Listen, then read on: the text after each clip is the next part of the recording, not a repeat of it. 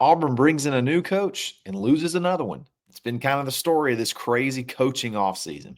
In the world full of podcasts, he's the undisputed heavyweight champion of hot takes, an Auburn sports homer, master of the boog, and message board legend.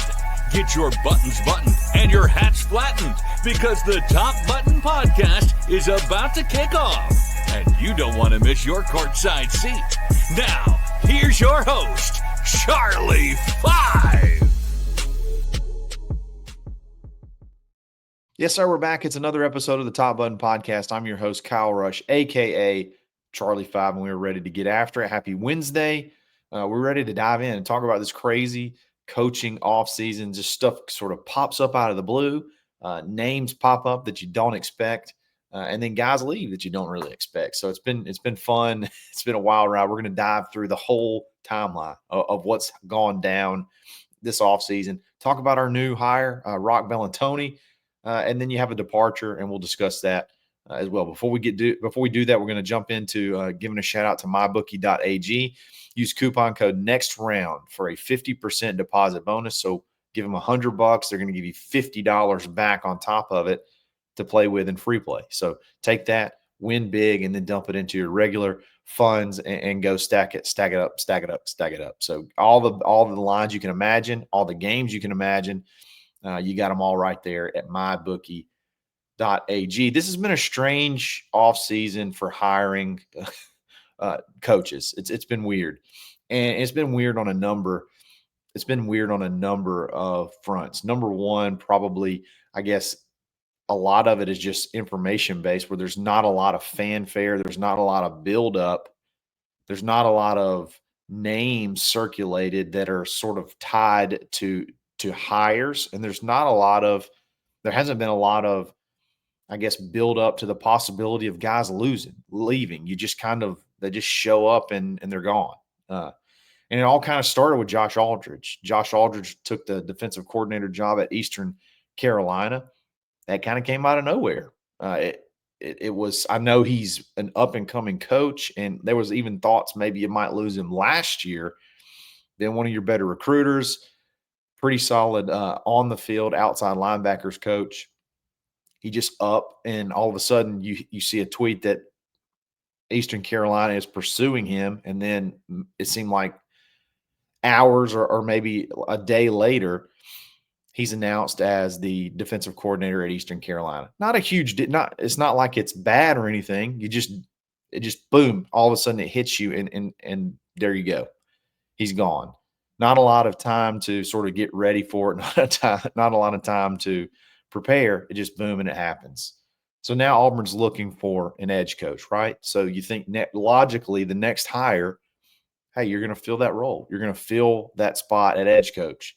So Auburn, all of a sudden, it comes out that they promote TJ Rushing, who was a defensive assistant, one of Durkin's defensive assistants, but he was a defensive backs guy. He was a defensive backs coach at Texas A&M.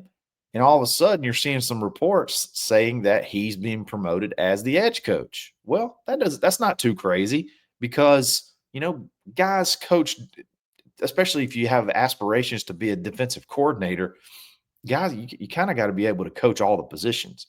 So it's not that outlandish to think that TJ Rushing could slide over to coach outside linebackers. I mean, there's a aspect of coverage there in that position. It is a primarily, a pass rushing defensive line position, but hey, there's some aspects of coverage there. So it's not that crazy. Well, then the very next day, Charles Kelly, seemingly out of the blue, jumps up to the top of the list of becoming the head coach at Jacksonville State. And so then you're like, oh, okay, maybe those reports were wrong. TJ Rushing was actually being promoted because they knew Charles Kelly was going to leave. Well, we didn't know. So it was just one of those things to where, just like the Josh Aldridge situation, almost seemingly out of the blue, Jacksonville State up and hires Charles Kelly as their head coach. He coached there before, made a lot of sense. So that in and of itself is not that weird. But you start stacking all these things up. and the information about it and all that kind of stuff is just strange. Okay, so now you think you got your outside linebackers coach position filled. Now you realize you don't. They come back and say, no, TJ Rushing's not coaching edges. He's actually going to coach safeties. Okay, that makes a lot of sense. So let's go get an outside linebacker coach. Well, then you go for what seems like months, but I know it's not. You go for, I guess, a couple of weeks. You go through the portal season. It's been dead quiet. I mean, you don't have hardly any name. The only constant name out there was that, Hugh would love to have Jeremy Garrett back. It looked like the Jaguars were going to the whole staff was going to get canned. Hugh wanted to, wait it out and see if he could take a shot and get Jeremy Garrett back in the fold. And that made a lot of sense because he was a great coach whenever he was here. But then all of a sudden, Tanner Bailey gets a quote unquote promotion to Nichols coach. And some people are thinking that's the last hire. Oh, well, I guess there's no other that fills the last spot. I guess Vontrell is going to coach the whole defensive line. Maybe that's the deal. Well, then shortly after that, no, it's not an on the field role with Tanner Burns. It's just extra responsibilities off the field. So you got special teams coach, and he's going to be a nickel. He's going to help at nickels, like a nickels coach assistant as well. So he's going to kind of do both. So that sort of erases that from the fold. You think you got the role filled, the information out there, maybe you got that role filled. Okay, well, it's not again. So we're still looking for an outside linebackers coach. Then you start seeing, as it got closer to the Sunday came and went. Monday, Black Monday for the NFL came and went. The Jaguars whole staff was fired. So you're thinking Tuesday could be a day where you hear a lot of movement. You could hear a lot of movement at that last position coach spot field, because Hugh's going to take a run at Jeremy Garrett, and Jeremy Garrett is technically unemployed. So maybe you wait till everything's over, and then boom, you take a shot at him. We did a show yesterday where a lot of the names were DJ Durkin names, guys that he was interested in bringing in, and then obviously you had Jeremy Garrett, who was I guess prime target number one.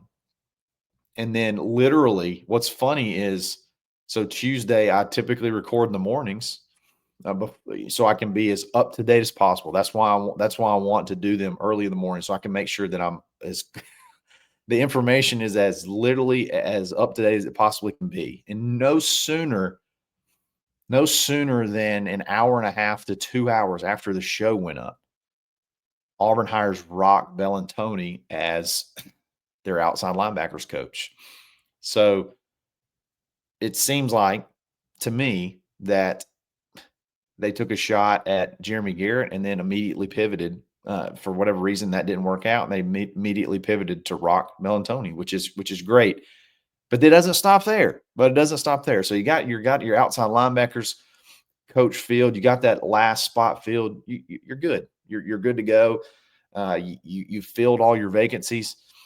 That's not it. So later in the day, Tanner Burns, who had just recently been announced as getting a quote unquote promotion, decides to take a associate head coach, special teams coach, and defensive assistant position at Texas State. So Tanner Burns leaves after seemingly getting added responsibilities here at Auburn. He takes another job at Texas State, where it feels like he's going to get an on the field role. And we'll talk about that more in depth a little bit later. So I don't know if it's just they've kept things locked down so tight that it's hard to get information, that it's probably not as chaotic as it seems behind the scenes as it does trying to follow it. Guys getting labeled as coaching one way, coaching one position when they're actually coaching the other. Guys getting promotions and then guys leaving. A ton of other names being associated to a spot, and then you hire someone that's completely not a part of all those names. It's just been a wild coaching offseason, and totally sure that it's done. I'm not totally sure that it's done. You got all your spots filled, but who knows now? Who knows now? Stuff sort of just pops up out of the blue. There's been all the change has been on the defensive side, which was the by far more solid side of the ball. You felt like there had to be some kind of shakeup on the offense, but there hasn't been yet. And if it happens, I guess remains to be seen. So we'll see what happens there. But it's been a fun one. It's been a fun one to follow. It's been a hard one to follow. It's been a hard one to get information on. It's been a tough one to sort of understand the direction that they're going. So, but they're as of now, you got your final on the field coach spot filled with Roc Bellantoni. We're going to talk about him here in just a second. Why Roc? Why Roc Bellantoni after you let him go whenever you were hired? Why Roc? Why does it make sense? So let's talk about him for a second. Roc Bellantoni, South Florida guy. He's been here he's been in college football for a long time. Had multiple different positions, multiple different titles. He's been a outside linebackers coach. He's been a defensive coordinator. He's been a special teams coordinator. He's done a little bit of everything. So what's the tie? You looked at Jeremy Garrett had a Hugh Freeze tie. You looked at all those other names that had the Durkin tie, and then Roc Bellantoni really doesn't have either. He doesn't have a tie with DJ Durkin, and he doesn't have a tie with Hugh Freeze. So how did that materialize? Where did that come from? Well, if you remember, Roc was here in 2022. He was hired at Auburn. For whatever reason, it's just the worst timing you could be hired at Auburn. Really, anywhere that you're hired in the year that a coach gets fired is just terrible timing because you don't have any time to do anything really. I mean, you try to recruit the best you can, you make the relationships the best you can, but I mean, at the end of the day, you're let go, and it feels like that whole year of work kind of just goes to waste. But he was here. He coached outside linebackers. He was also our special teams coordinator in 2022. And I think when Hugh was doing a lot of the staff evaluations, the current staff evaluations on field and off field, he obviously interviewed with Roc, and I think he really, really liked Roc a lot. I think if the situation was now, he would have kept Roc. And why is that? That's because when Hugh was hired, you have the whole on the field coaching staff versus off the field coaching staff issue. Okay. Now anybody can coach. Anybody can coach. You just have a certain number of main coaching roles. They still call it on the field, but now any coach can call on the field, can coach on the field. Any coach can coach directly with kids during practice, during the game. Back then, you didn't. So the only spot you may have had available was an analyst position. And now analysts obviously are much more valuable, are much more involved than they were in 2022/2023, whenever this whole thing went down. So you may have wanted a spot for him, but you didn't have an on the field spot. And Roc's just not an analyst type guy. So he goes and finds a role at Florida Atlantic, I believe, straight from Auburn. And there's a crazy story in and of itself of his time at Florida Atlantic. But so that was the tie, though. Hugh really liked Roc the time that they talked. He probably would have kept him if it was 2024 instead of 2022 with the rule changing and all that good stuff. So that was the draw. Okay. I really like this guy. The players love this guy. He's got special teams experience. Everybody that meets him loves him. He's got some ties to South Florida that could help us. There's always a bunch of elite athletes in Florida, and that's when Auburn's always been at its best, when it can recruit Alabama, Mississippi, Georgia, Florida, pull some kids from South Florida. So you're thinking maybe Roc could kind of help foster that whole situation. Again, the Florida Atlantic situation. So the Florida Atlantic situation is crazy because he was hired by Tom Herman. Tom Herman right before he gets fired, tries to make, I guess, a Hail Mary to keep his job. So he fires Roc as defensive coordinator. Then Tom Herman gets fired. Then the interim hires Roc back. Then the new coach retains Roc. So he's been through everything, and then now he's going to be at Auburn, and I think it's going to be a pretty fun addition. You saw Derek Hall tweet out a huge support gives a lot of credit to his his gifts and how well he performed to Roc. You saw Chandler Wooten tweet. I get the Wootens confused sometimes. You saw Chandler Wooten tweet in huge support. Again, kids love this guy. He's a player's coach. So, and he's a good coach on top of that. So I think that's why a lot of those things make sense. Kind of a crazy story, but he's here. He's got special teams experience, which turned out to be very vital and made a little bit more sense as to the hire after the next shoe that dropped, and that was Tanner Burns leaving. Look, you get a promotion and leave. Why? You get a quote unquote promotion and then you leave. Why would you do that? Look, Tanner's a young guy. Look, early 30s, mid 30s, trying to make his way in the coaching profession. He's been with Hugh for a long time. He's been a special teams guy at Liberty. He's been a special teams quality control guy at Arkansas and a linebackers coach. He's done a little bit of everything. He helped with defensive backs at Auburn before even getting this designation as Nichols assistant, whatever.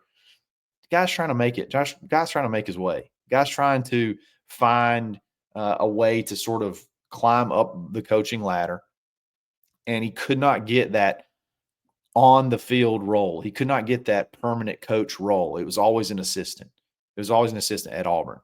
So he was still that guy at Auburn, still that assistant guy, even though he had the extra responsibilities. And then an associate head coach, special teams coordinator, legitimate on-field coaching job opened up with a good friend of his, G.J. Kinney, and he took it. It's hard to blame him. If your goal is to climb up the ranks, you got to put yourself in positions to even if you seemingly take a step down as far as school that you go, if you take a step up in title, it just helps your resume, helps you be able to make relationships. And he's sort of been attached to Hugh Freeze the whole time he's really been in coaching outside of the little time at Arkansas that he was. So that's why. And it makes a lot of sense. I'm a little bit disappointed. Look, we're a great fan base. We pack out stadiums. We're very supportive. But sometimes, man, we're cringe. And some of the stuff that was said about Tanner is very disappointing. Making it personal, and it's just disappointing. You look in the Twitter comments, you look at and stuff like that. It's just it's very, very disappointing how visceral we can be sometimes when it comes to somebody that we don't like, that either A, hurts our feelings, or you want to go and you don't really know how to justify why you want him to go. You just don't want him anymore. So I'm sad at how we reacted to that yesterday. And I honestly, I've gotten to know Tanner, so that I'm maybe a little bit biased in that, but regardless, we kind of earn our reputation in times like this. So sometimes when people talk about us being toxic, especially around coaches, we kind of earn our reputation at times like this. Look, say what you want about Tanner. In 2023, we had the 12th. We were 12th in the country in special teams efficiency. Okay. And what that means is out of a 0 to 100 scale, they take your special teams contribution to scoring margin. So last year, we were the 12th best team in the country as far as what our special teams contribute to our scoring output. We're really good at on field goals. We're really good at punt return. And we're trying to develop Jeremiah Cobb and some different kickoff returners to be able to be weapons as well. Really good on special teams last year. And then you have the meltdown that was this year that I feel like he was kind of the whipping boy for. He was sort of the blame, the place to cast the blame. Why did Keontae Scott all of a sudden go from the number one punt returner in the SEC to getting benched? Why did that happen? Was that Tanner Burns' fault, or was it was it Keontae Scott? Was it injuries? Was it things like that? Why all of a sudden do you have a kicker that never missed a field goal last year? All of a sudden, he not only can't play, but maybe never play again. So luckily, you go and you get one of the best kickers in the country as a true freshman. You bring him in. He makes 7 out of 7 at A-Day, and then you put him out there, and for whatever reason, mentally, he can't get it done as a true freshman. So you have a field goal kicking situation that's the complete opposite of what it was the year prior. And I can go on. And again, it is what it is. I'm just a little bit disappointed in the fan reaction, making it personal, just being, not very nice, not very nice about that whole situation. So I obviously wish Tanner the best of luck, and I hopefully this answers your questions. Hopefully that this makes you feel better about special teams, and we'll magically get better on special teams. Maybe we will. We took a big jump up from Roc to Tanner as far as efficiency goes from 2022 to 2023. Now, I know 2022 was just as big of a disaster as 2024, but regardless, Tanner Burns is out. And that was sort of weird to see him, it get put out that he was getting a promotion and then he left, but that kind of explains the whole decision-making process behind that. So hopefully we're much better on special teams next year. I'm sure that was the issue. I'm sure that Tanner Burns was the problem. So that'll make everybody happy now. Now you got your, the guy that you want to dump on, he's gone. So I'm sure that'll make everybody happy. Regardless, it's been a wild off season. And I was asked, is this it? And hell, who knows? Who knows now? I mean, stuff just pops up like within hours and then it just happens. So we'll try to keep you updated the best we can here. And then obviously also on thebarnauburn.com. Yesterday's podcast may have been the worst podcast in the history of me doing podcasts. I mean, literally within 2 hours, you hire a guy that's not talked about at all. Like you hire a guy that kind of almost comes out of nowhere.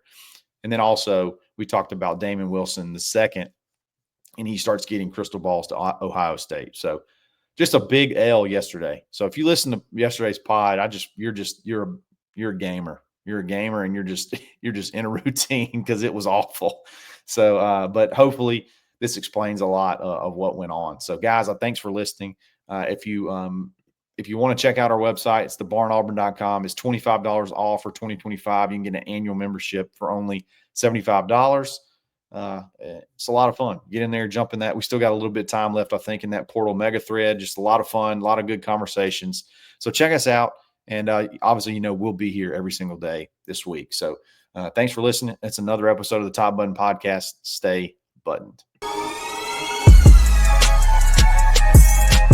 Thanks for listening, and drive home safely.